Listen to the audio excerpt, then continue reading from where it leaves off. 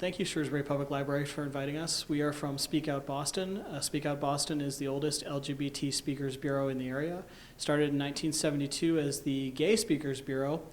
The lesbians wanted in on it, so it became the Gay and Lesbian Speakers Bureau, and then the Gay, Lesbian, and Bisexual Speakers Bureau. And then the trans population was feeling a little left out and decided to join the party as well, so we became SpeakOut Boston because the name was just getting too long to manage. We're here to share our stories with you today and to answer questions that you may have for us. First, we have a few ground rules, and Rob's going to take a moment to go over those ground rules. Thank you very much. So ground rules are very simple. We encourage you to ask us anything, challenge us. We always say we've heard it all, but then there's always that one question that gives us a little bit of a stumper, and it's great to have that. So number one, that's the first thing. Number two,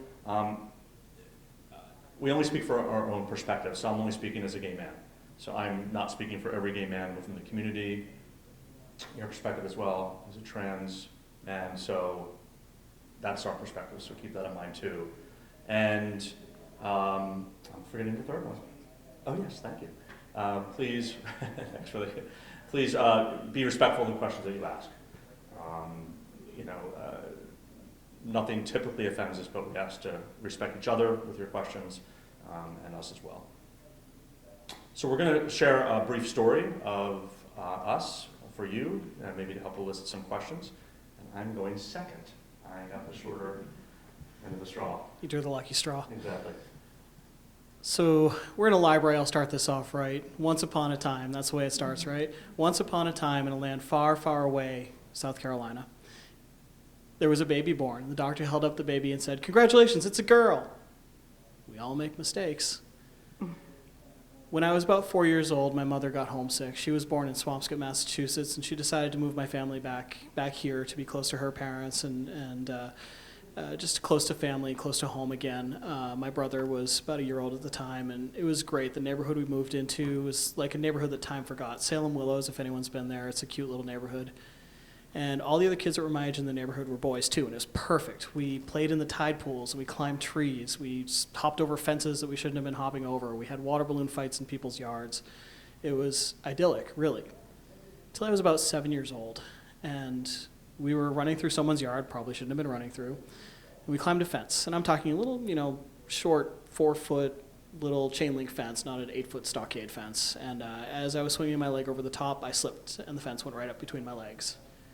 And the first words out of my mouth as a 7-year-old kid were, "Ow, my balls." Now, Cam was a little bit older, a little bit wiser than the rest of us. He looked at me and he said, "You're a girl. You don't have balls." And that was really the first time in my life I realized that I knew I was a boy, but no one else around me could figure that out. And it started a long period of isolation and depression and withdrawing from everyone around me, from not being able to make connections with people. It started fights with my mom on Sundays when she tried to put me in a dress to go to church. Well, church stopped when I told the minister that God was a woman and that she smoked, and that's why there's clouds. At least that's why I thought church stopped. Church actually stopped because they had a new minister at the church, and my family apparently didn't get along with the new minister. But in my 7-year-old mind, 8-year-old mind, that was why. It started time at recess at school, not being welcome to play with the boys, but not wanting to play with the girls. So I turned into that smart kid that didn't have a lot of friends, but was really good in school. And that continued. I can remember very distinctly on my 13th birthday, my mother taking me to get my hair cut, and the hairdresser found out it was my birthday, and as a gift, gave me a manicure. And I knew this was a very generous, very kind thing for the hairstylist to do. And I was horrified. And I felt so guilty for being horrified. I couldn't wait to get out of there and scrape the paint off my nails. And I felt so guilty for that. Well, that led to showering at night in the dark with the lights off so I wouldn't have to acknowledge what was happening to my body. I got through high school, and I thought, well, maybe it'll all be better when I go to college because I'll be away from here. And maybe here is the problem and not inside. So I went to the University of Vermont, and I stayed there for a couple of years, and you know what? It was the same problem. It was just in an unfamiliar place now. I was isolated. I was depressed. I couldn't connect with my classmates. I couldn't focus on my classes. So I ended up leaving school. And as I was leaving school, I came out as lesbian because I knew I liked women. So I thought, well, maybe that's as far as this needs to go. That's all I need to acknowledge is my attraction. It didn't help. I was so uncomfortable in my own skin that I couldn't hold a job for longer than 6 months. I joined the military, I left the military, I managed a movie theater, I was a photographer, I was a bike messenger, I was a security guard, I was a customer service representative. I couldn't settle into anything because I was so uncomfortable in my own skin. I started dating a woman who was several years older than me, and I didn't recognize it for what it was at the time. And it went from, what are you, stupid? How stupid are you? Downhill from there. She cut me off from my family. She cut me off from a source of income. I was completely dependent on her. One night I found out she was cheating on me, and I had enough of a spark left to confront her about it, and she beat me and left me on the floor. And then she left. And I was at the absolute bottom, lowest point of my life. And I knew then that I had a choice. I had a choice. I could say, I've had enough, I can't do anymore, I need to just give up. Or I could start again.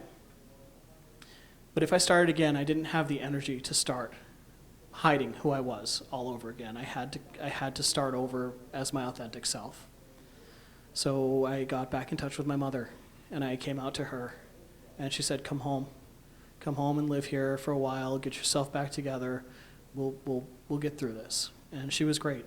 The rest of my family was a little more challenging. I had been in therapy to get my life back together, and eventually had made the decision to start a physical transition with hormone therapy and chest surgery. And I needed to tell my family something because it was going to become pretty obvious pretty quick that things weren't status quo. So I wrote them letters, and we had a family dinner, and I said, I have something to share with you. I don't know how to say it yet, so I've written you letters, and I've left them here, and I'm going to get in my car, and I'm going to drive. And when you're ready to talk, call, and I'll come home. Well, I drove from Salem up through Rockport, up to Nashua, down through Merrimack, up through Manchester. Finally, my mother called and she said, come home, we'll talk. When I got there, not all my family was there. I had an aunt and uncle that didn't want it around their kids. And that took years to get through and years to overcome. And my relationship will never be the same with them. It's been 15 years. It will never be the same, which is sad. It hurt. But once I was able to transition, I started to be able to make those connections with people. I was starting to be able to have friends and let them in, and have dating relationships and let them in. And I was able to hold a job for longer than 6 months. Now, while I was going through my transition, I did temp because I didn't want to have to explain to people what was happening. So 2 weeks here, 2 weeks there, 2 weeks there. Eventually, I was Trevor.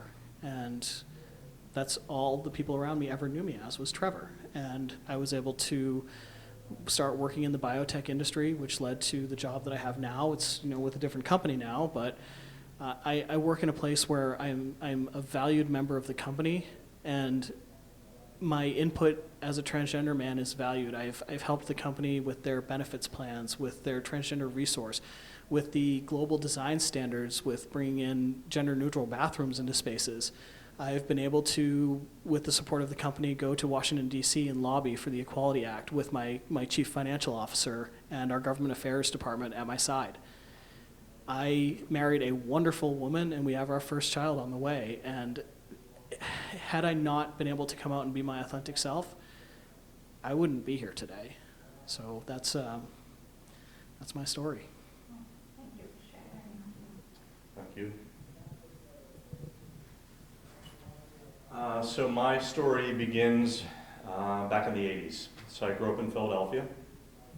My father was a police officer. My mother was a bookkeeper. And growing up in the 80s, usually I'm speaking to elementary students, and I start by saying, to connect with people back then was so different than how easily people can connect today. I was desperate to meet somebody else who was gay, and I had no way to do it. Right? There's no online. There's no phone apps, there's just nothing, right? So, I guess back then you can go to a cruise area if you wanted to connect with somebody. I was too young to go to a bar, and too nervous to get a fake ID. So, and I also equated to kind of like to students in the classroom when you go away to summer camp, if you didn't know anybody, or maybe you move into Shrewsbury and don't know a soul, and you really want to connect with somebody, but you don't know where to start. It's that kind of feeling of being alone was where I was. Obviously feelings of alone for both you and I, right? So I happened to be on a class trip, going with my classmates down to downtown Philadelphia to check out some of the historical sites, and I had a backpack, as we all did, to pick up our souvenirs and whatnot, and I lagged behind the group on purpose because I knew of a newspaper called the Philadelphia Gay News, PGN, and I figured maybe this is a way for me to connect with somebody. So I happened to lag behind the class, passed by one of the newsstands, and when no one was looking, took my chances, grabbed it out quickly. It was free. There was no, you don't have to put money in. Grabbed it, put it in my backpack, and wasn't noticed, kept going. And when I got home that night, really a world unfolded in front of me. Obviously, at the time, personal ads in the paper, ads for bars, restaurants, and such. So, it was a really wonderful world in front of me. This is my online resource, really, if you will. And I saw on one of the top page corners an ad for a dating service called Conquest, and where you'd fill out kind of like students do nowadays, where you fill in A, B, C, D, E, this little oval dot, and you answer 100 questions. And a lot of those questions I didn't even know what the questions were, but I did my best. Filled in everything I could, and you'd send in $25 or $35, and they'd match you up with 3 to 4 local people. There's no photos. You hope that everybody's filling in the information accurately. So I did the best of my ability, like I said, and sent that in, and ran to the mailbox every day after school, waiting for these matches to come. Because for me, it was just to find a friend. I just wanted someone to connect with, and perhaps maybe that friend would be a boyfriend or someone I can date, but I just wanted someone to connect with and share my story and not feel so alone out there. So finally, of course, the envelope arrives, and I'm all excited I have 3 or 4 matches. And I think this was the day, because someone had asked me a while back, what about caller ID, right? Because I don't want to be discovered. My family had no idea that I was gay. I wasn't out to anybody, and there was not at the time. So I picked up the phone and called one of the matches on there, and you can only just kind of see height, weight, couple of interests, name, that's it. Is it even their real name? Who knows? I probably didn't even put my real name thinking back. And so I called one of the gentlemen, and we had a phone conversation. It seemed really nice. And he happened to be a little bit older and said, you sound really nice. Why don't you come over to my house and just hang out, get to know each other? So with a lot of hesitation, I eventually agreed. And I grew up just outside of Philadelphia, but he was just inside the city. And I was driving at the time, 16. You could drive back then, so I had my license. And so I went over. And I remember sitting in the parking lot with my heart pounding out of my chest, just excited, but really nervous as well. And I also think how foolish was that? Because I'm now going to a stranger's home. I don't know if they're homophobic, if this is just a ploy, if I could lose my life, what could happen? But I was so desperate to make a connection, I really put that aside and just believed everybody was good and just was going to go for it. So go up to the door, knock, and when the door opened, my heart absolutely fell. He wasn't what he said he was. So if we think, there's that fake news or misinformation online, it was happening back then through this online dating service. He was much older than he said he was. Physically, he was much different than he said he was. And my expectations were obviously very high. And so I froze. At the time, being 5'9"-ish and 140, and he was much, much bigger than me, I wanted to run. But I also didn't want to be rude, and he invited me in, and I said sure. And so he came in, and I remember him definitely being able to sense that I was really, really nervous, and asked if I wanted some soda, some snacks, sure. And he said, why don't we just pop in a movie and just get to know, talk a little bit, but we can watch a movie together. And I said sure. And unfortunately, the movie that he popped in wasn't what I expected to be. It was X-rated. Not at all, again, what I expected to be. So now more uncomfortable, heart's pounding twice as much, and I just said, after a brief period of time, really nice to meet you. Unfortunately, I came here not feeling great. I think I'm getting a little sicker. I don't want to get you sick, lie. But I'd love to connect up some other time. And I left.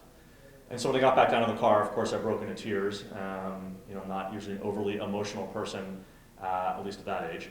And certainly it was a huge letdown. So I went home and out of anger just folded up these survey results from my matches, put it into a shoebox and shoved it under my bed, because I'm not going to try this again with the other 2 or 3 matches on there. It's suicide. I wasn't going to do it. So fast forward to many, many years later, I started off at Temple University in North Philly, and then I transferred to Penn State. So kind of center of the state, rural, rural, rural, rural. But I wanted to get out of the city. I've always wanted that idyllic kind of college campus.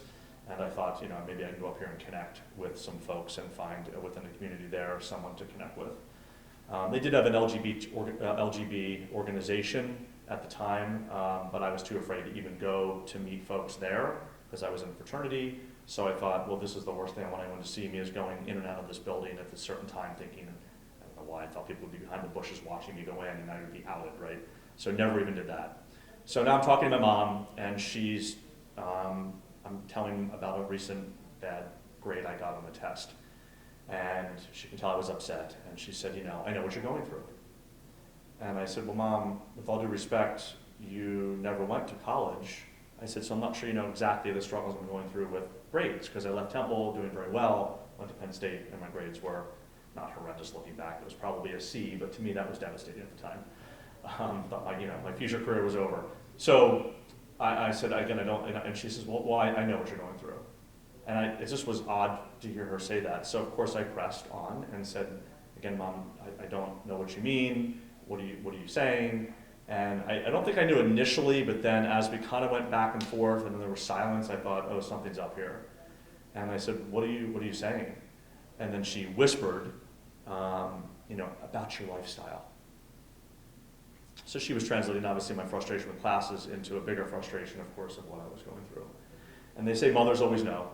And I argued that for years and still tell my friends, some of them are still coming out, that same story that your mom probably knows. But she did. But she did because my sister found the shoebox. My sister saw the survey responses and knew what was going on. So my sister ended up telling my family a year before I knew they knew. So they had a lot of time to digest the story. And I will end my story there.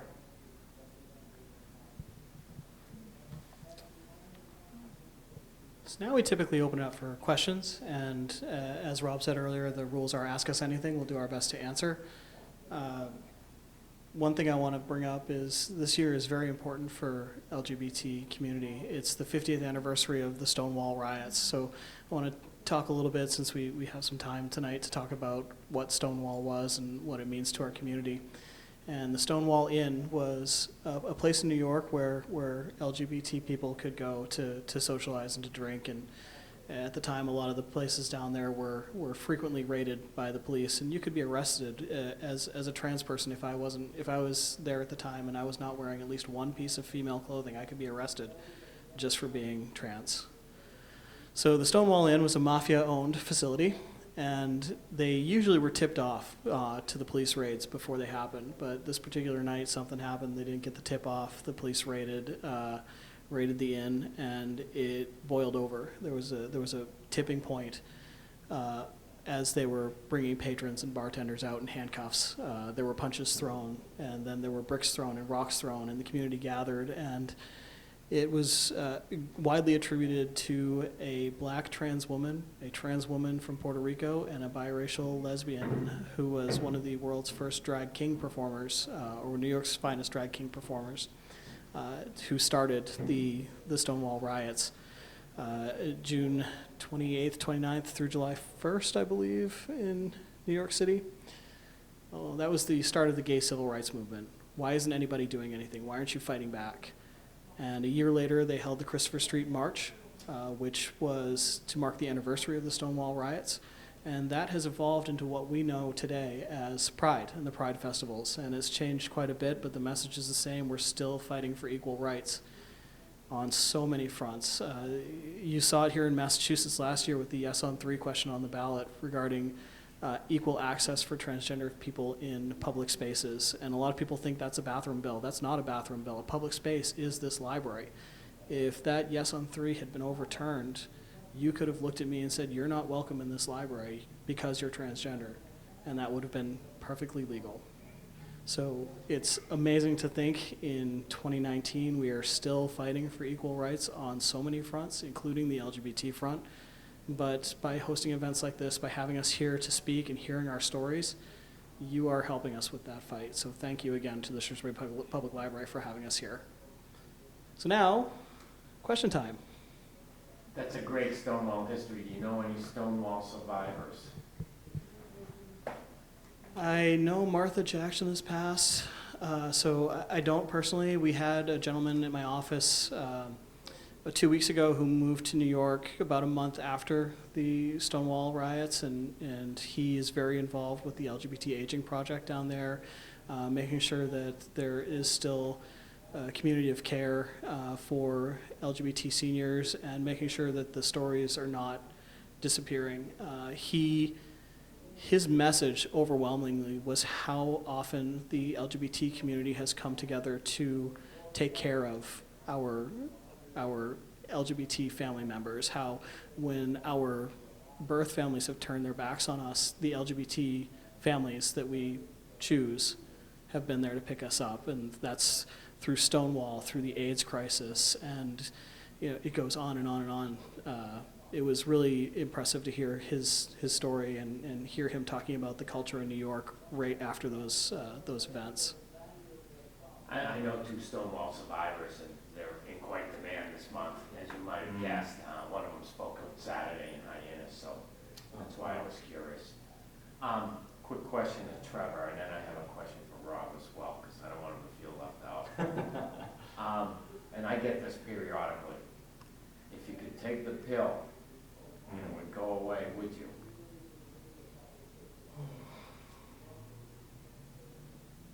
I know that's a tough question. So pill now or then too, right? Because Yeah, it's come a long way. I think, hindsight's 2020. Having to go through the struggle of coming out and overcoming everything and becoming who I am, learning all that, I think has become such a part of who I am that I would not be the same person if I was, if I took a pill and it was all over once. It's, I think having seen male privilege firsthand and the way I've treated differently as I transitioned, it's been an interesting journey, and I think it's made me, I don't know if compassionate is the right word, but just more aware of my interactions with the world around me and how the world sees me and how the world treats me versus how they used to treat me and how they treat some of the people around me still. So I don't think I would, as much as it would be nice to just be able to snap and have everything right the first time. It's such a part of who I am now.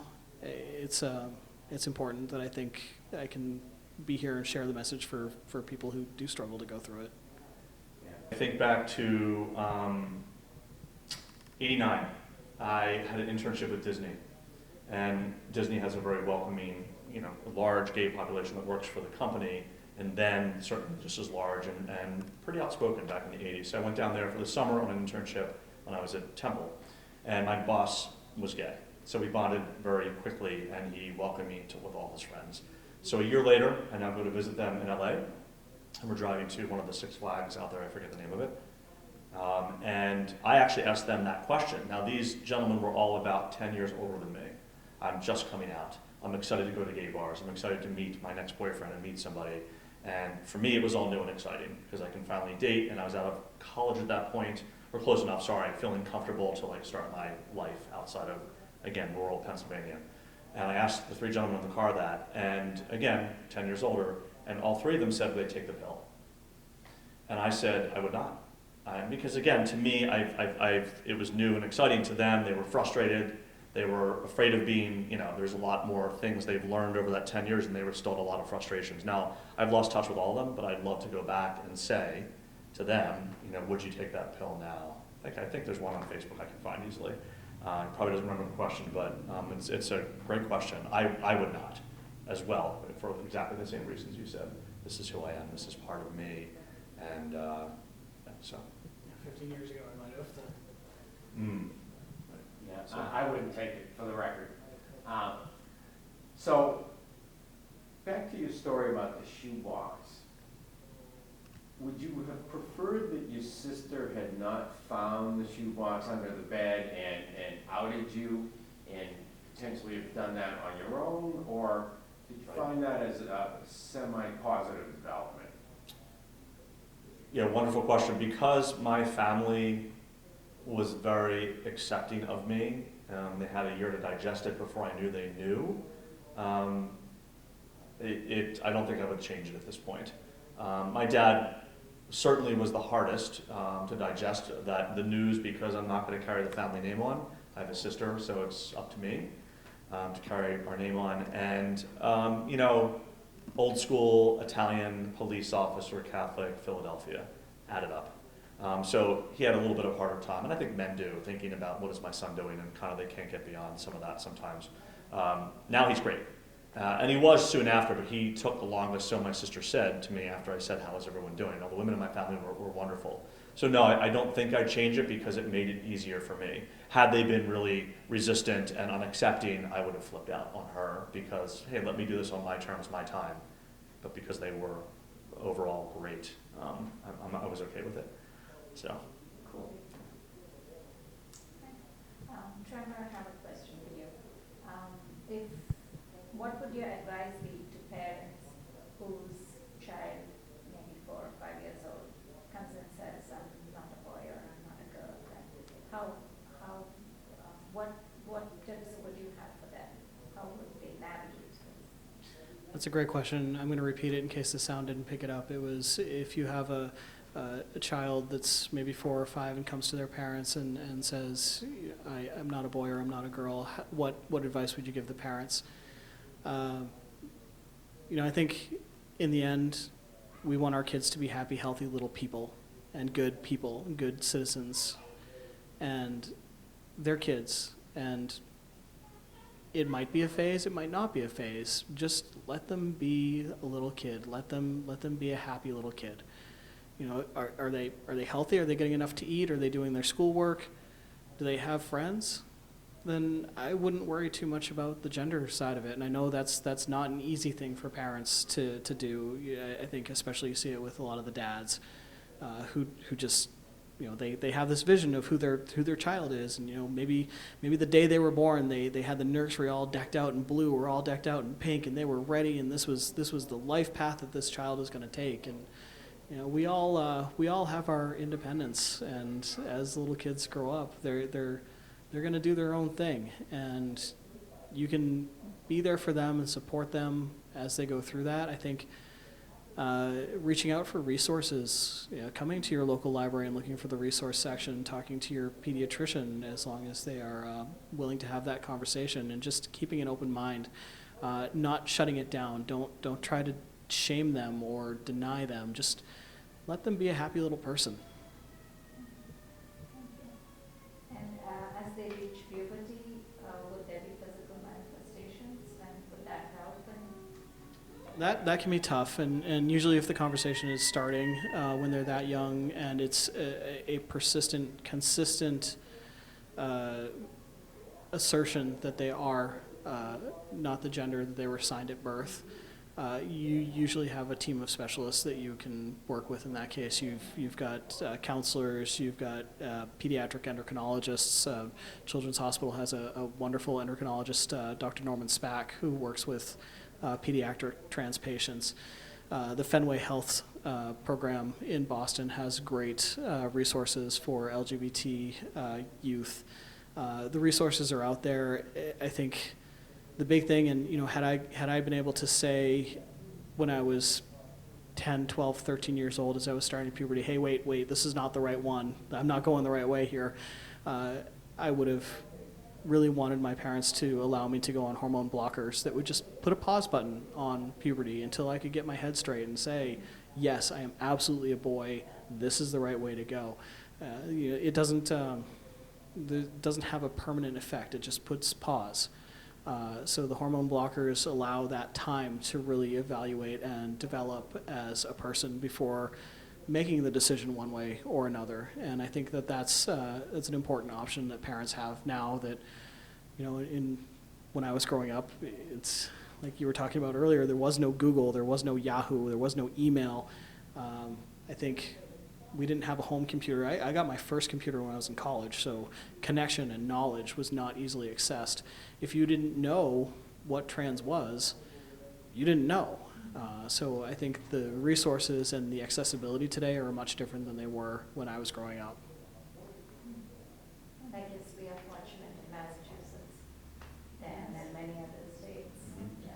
absolutely. and have resources. So was your therapist helpful initially? It was interesting when I started my transition. The question was my therapist helpful? The standards of care in order to transition. It was called the Harry Benjamin Standards of Care. When I was transitioning, required someone to be living full time in their gender that they are choosing, with a therapist meeting on a regular basis to determine that that person is of sound mind to be making these decisions. By the time I came out and sought therapy, I was very certain of my gender. I knew I was a male. I knew I was going to be moving forward with hormone therapy and with surgery. What I used my therapist for was to get over being in an abusive relationship, to really put myself back together as a human being. I didn't talk much about my gender identity, and the therapist got that. She understood that I was clear. I was living as male. I was acting as male. She saw right away and counseled me through the picking up of the pieces of coming out of that relationship, of being depressed, of being suicidal. So yes, the therapist was immensely helpful, but not in the sense that I think you were asking. The standards of care have changed slightly. It's not as much of a barrier now, and insurance has changed quite a bit in the time. When I was transitioning, insurance would not cover that therapy because it was gender assignment related therapy. I know some of the better insurance plans now do include that type of therapy and medical care, whereas 15 years ago they did not. It was all out of pocket, which was a significant burden. And do they cover the transitioning and surgery and all that? Certain plans will now. There are certain municipalities and states that require, if a healthcare organization or health insurance is provided per your employer, it has to include certain benefits. They aren't great. At the time I was going through my transition, nothing was covered. It was all out of pocket, and that included flying to San Francisco to have my chest reconstruction surgery. So that was weeks out of work. That was a flight across the country for myself and someone that was going to take care of me. That was a hotel because it's a day surgery, so they don't put you up in the hospital. It was the surgical fees, the anesthesiologist fees, the follow-up fees. Its cost is a significant barrier to transition. And being able to physically transition, so you're not questioned day in and day out, is an immense safety issue and a satisfaction with life issue. And you look at the rates of suicide in the LGBT population, the trans population especially, you've got a 40% suicide rate, and that is absurdly high. And being able to access care, appropriate care for your gender identity, having medical professionals who are educated and aware and open to being able to have those discussions is huge. When I first transitioned, one of the first people I came out to was an OBGYN in Cambridge, Massachusetts in 2005. She told me to seek treatment elsewhere. She would not see me in her office again.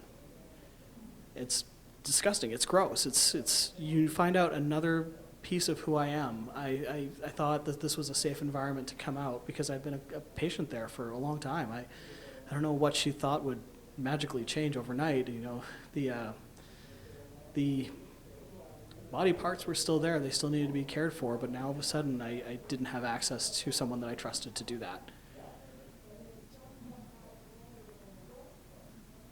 What about programs on TV for you, Trevor, first, and then I've got one for you as well. Programs on TV like I Am Jazz, and then Bruce Jenner is now Caitlyn. Is that right? Is that Yep. So those are pretty, the TV show is obviously high profile, and then that particular transition is very profile and high public. Do you think that has furthered people's understanding? Do you think it's been a detriment? Do you think anything has changed because of those very public ways in which people choose to share their stories? That is actually a fantastic question, and I do have some feelings about all of that. Caitlyn Jenner, very public, very high profile, very visible. It's not a true reflection of what it is like for most people to go through a transition. So I think that, as with anything in the media, it's not always what the mass group's experience.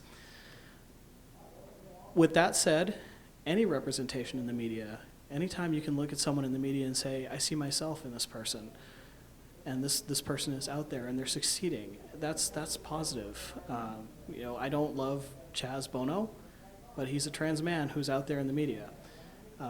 It's great to see kids out there. Jazz, it's fantastic to be able to be out and be herself and be supported and be visible and to really take the lead in being that next visible trans presence out there.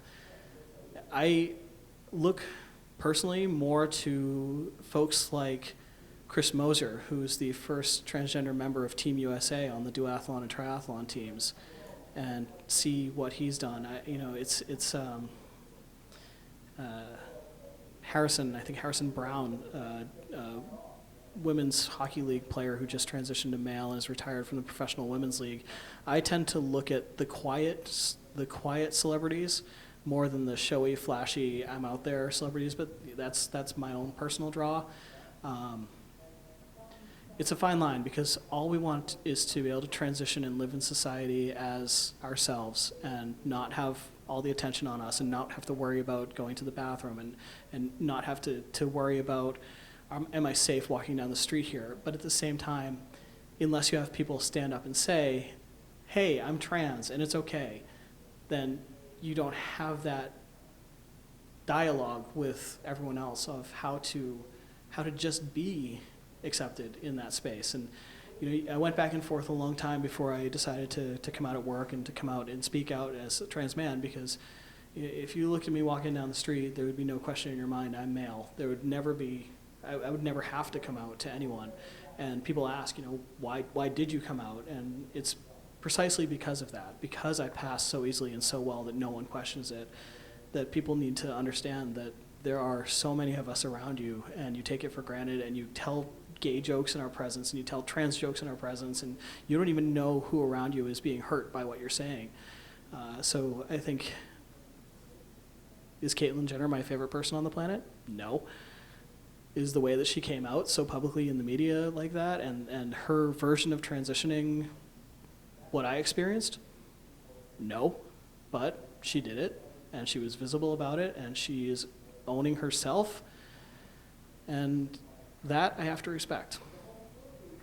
From the general public perspective, do you see any shift in attitude? Yes, Because of it's those things? definitely started the conversation more. You hear it more in general discussion than you did 5, 10, 15 years ago now, which is, I think it's good. It's starting to breach that level of awareness. It's what Ellen did for lesbians in 1997. So it's one of those, she might not be, well, I'm not talking about Ellen here, Caitlyn Jenner might not be a favorite in the community because she transitioned what appears to be easily. We don't know the true story behind everything. We don't know what happens when the cameras are off and the doors are closed. But it appears to be a very easy transition for her where it's such a struggle for so many people. That there is a little bit of a, hey, wait a minute, that's not really what we all go through. I don't think easy transition just because financially, Yes. the ability Sure. that she Access. had to be able to do access and do everything she wanted to. Right. So, Got a question for you. Is your name Ron or Rob? Rob, Rob. yeah. I'm wondering, I was living and working in San Francisco in the late 70s. Okay. And, I'm a small town girl, and I saw things there that really surprised me. But it was okay. And then I wondered, that was pre-AIDS. So do you think that the AIDS epidemic, which was originally identified as a gay disease, did anything to set the forward movement of the homosexual community back, or to stop it in any way? Do you think that changed people's attitudes toward gay people? I don't remember, I wasn't really paying, I was in my early 20s at the time. Sure.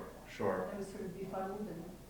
Yeah, and in my sexual coming out in my friends' circles, I have older friends who lost at least half of their friends, if not more.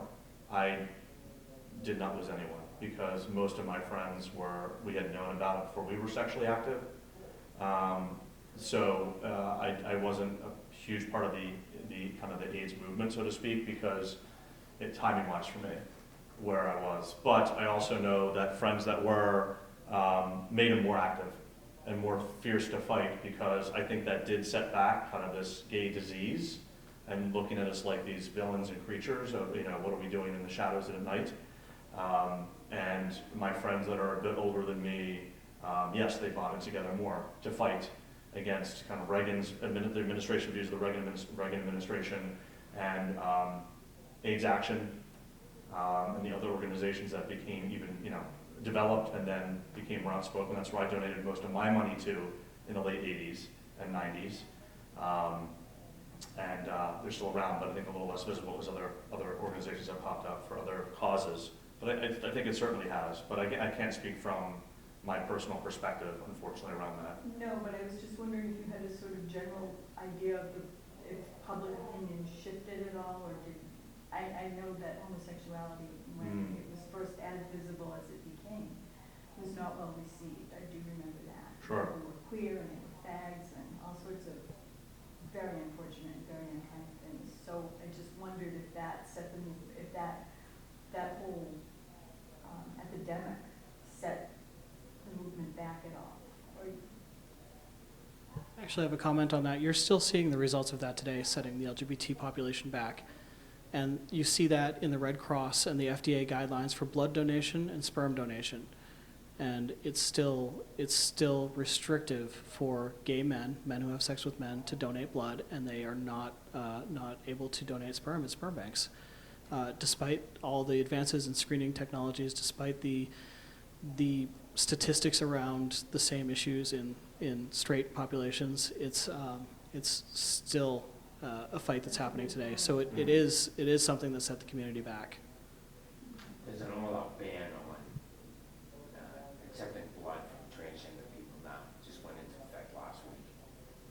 All-out ban. I did not know that. Red Cross.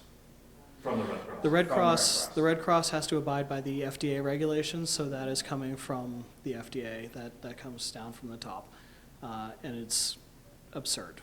I forget the simply hateful rhetoric absurd. they used to justify it, but it's an all-out 100% ban from transgender people. Probably along the same lines that they did with the transgender military ban and Bingo. the restricted access to health care that's coming through the administration now. It's tough when you think you've already settled that fight and it just keeps coming back. thank you.